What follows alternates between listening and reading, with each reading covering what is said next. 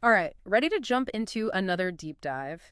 Today we're tackling belt builders. Sounds kind of self-explanatory, right? Like you build belts. You'd think so, but there's actually way more to it than meets the eye. That's what we're here to find out. Mhm. So I've been checking out these RoleCatcher guides, and they keep mentioning these things called plies.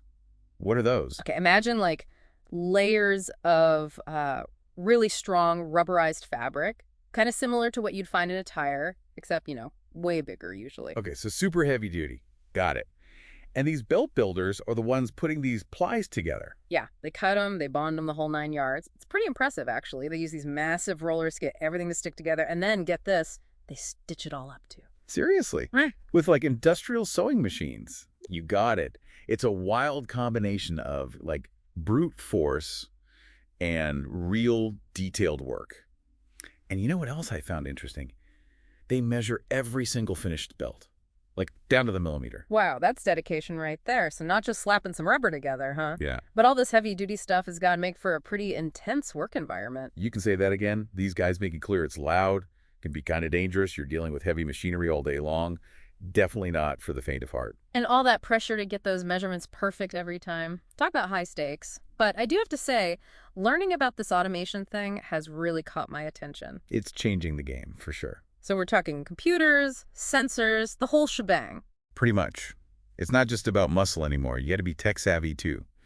Knowing how to operate, troubleshoot, even program these automated systems is becoming essential for belt builders. Wow, that's a lot more high-tech than I ever pictured. So Ah, it sounds like you need a pretty unique set of skills to thrive in this line of work. absolutely. But those skills are definitely in demand. I mean, think about it. Conveyor belts are everywhere. Every industry you can think of relies on them to keep things moving. That's a good point. So high demand, specialized skills, gotta equal some pretty decent perks for these belt builders, right? Gets it on. Well, spill the beans. What are we talking about here besides, the satisfaction of a hard day's work? Okay, so first off, job security is huge. Like I said, conveyor belts aren't going anywhere, so skilled belt builders are always going to be needed. And with that comes, you guessed it, good pay. Music to my ears. Right. But it's not just about the money, although that definitely helps. A lot of belt builders are drawn to the hands-on aspect of the job. They like building something tangible, something essential. There's a real sense of pride that comes with that. Makes sense. Knowing your work is literally keeping industries running smoothly. But let's be real, gotta be some downsides too, right? This whole heavy machinery, loud environment thing. Yeah, it's not all sunshine and roses, that's for sure. Like you said, it can be physically demanding. You're on your feet a lot, often lifting heavy materials. The noise can be intense. And the deadlines, gotta imagine this can be pretty stressful. Oh, absolutely. When a factory's production line depends on your belts being tip-top, there's definitely pressure to deliver on time and within those strict tolerances. So you need a certain kind of personality to handle all that. Not everyone's cut out for it. Exactly. It takes grit, it takes focus, and it takes a real dedication to the craft. But for those who thrive in that kind of environment, it can be incredibly rewarding. Speaking of rewarding, the guide kept mentioning all these different specializations. I mean, who knew there was so much to know about building belts? It's way more nuanced than you'd think. And that's actually what I think makes this career path so interesting. We'll dig into that right after this quick break. So before the break, we were talking about all the cool specializations you can get into as a belt builder. The guide mentioned almost 60% of the job is mechanical. So what does that look like in action? Well, it's not all just, assembly line work. There's a lot of problem solving involved. Like what? Give me an example. Well, let's say a roller's out of whack, right? Throwing the whole belt off. A belt builder's got to be able to diagnose that, adjust it, make sure everything's running smooth again. Oh, okay. So like a mechanic, but for belts. Exactly. Or, those industrial stitchers we talked about? Yeah. Those things need calibrating, maintenance, all that jazz. Hmm. You got to have a feel for the machinery. And then there's splicing. Splicing. Yeah, like if you need to connect two belts together, Mm-hmm. make a custom fit. It's not one size fits all. You got to measure, cut, bond those plies perfectly so it's strong as the original belt. No, I never thought about that. And I guess different industries would need totally different types of belts too, right? 100%. Like a belt carrying heavy ore in a mine is a different beast than one moving boxes in a warehouse or, food on a production line. Oh, yeah, good point. Imagine the hygiene standards for something like that. Exactly.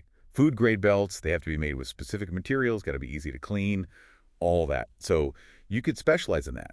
become the go-to expert for a certain type of build. That's wild. Okay, so we've got the mechanical side of things. What about the tech stuff? The guide mentioned quality control. Right. So once a belt's built, somebody's got to make sure it's up to snuff. Yeah. Right. Can it handle the weight, the speed, the temperature, whatever it's going to be dealing with? Make sure it's not going to fall apart on the job, yeah. Yeah, exactly. Quality control folks, they run tests, analyze data, make sure every belt meets the exact specifications. That takes a keen eye for detail, knowing how to use all the testing equipment. So it's like a whole other skill set on top of the hands-on building part. Totally. And here's another curveball: portfolios. Wait, portfolios?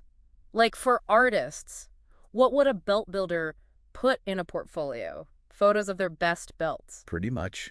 But think about it, it's a way to show off your skills, right? Yeah. You could have photos of those intricate splices you did, custom designs, maybe even testimonials from clients who were stoked about your work. Okay, yeah, now I see it. Like, I built this monster belt that can handle 10 tons of coal a minute or something. Exactly. It's about showcasing your expertise, your Yeah. problem-solving skills. Because when you're dealing with specialized work like this, you want to stand out from the crowd. Right, show them what you're made of. And speaking of standing out, the guide also talked about networking. How does that fit into the whole belt builder world? Networking is huge, especially in a specialized trade like this. It's about making connections, learning from other belt builders, staying ahead of the game. So, like, going to conferences, trade shows, that kind of thing. Absolutely. Or joining a professional association, online forums even. It's all about exchanging knowledge, finding out about new materials, techniques, keeping your skills sharp. So you could learn about a cool new type of belt material or something just by chatting with someone at a conference. Totally. Or maybe you hear about a job opening, get an insider tip. You never know who you're going to meet or what you're going to learn. So you're telling me you could start out as a rookie belt builder, learning the ropes. Getting your hands dirty. Yeah, exactly. And then down the line, with enough experience under your belt, so to speak. Unintended. Maybe. But seriously, you could end up supervising a whole team of belt builders, calling the shots on these big projects. It's not out of the question. You build that expertise, that network, who knows how far you could go. Hold on, are you saying I could go from, like, entry level to running my own belt factory someday? Hey, stranger things have happened. But that's what I love about these deep dives. We start with something that seems kind of, simple on the surface, like belt builder. Right, like you build belts, what's the big deal? Exactly. But then you dig a little deeper and you realize there's this whole hidden world of, like, craftsmanship and skill and, honestly, some pretty cool technology involved. It really makes you think twice the next time you see a conveyor belt just chugging along, you know? Right. Like at the airport, at the grocery store, all those packages and suitcases zipping around. I'm never going to look at a conveyor belt the same way again. And hey, maybe this gets some folks thinking, right?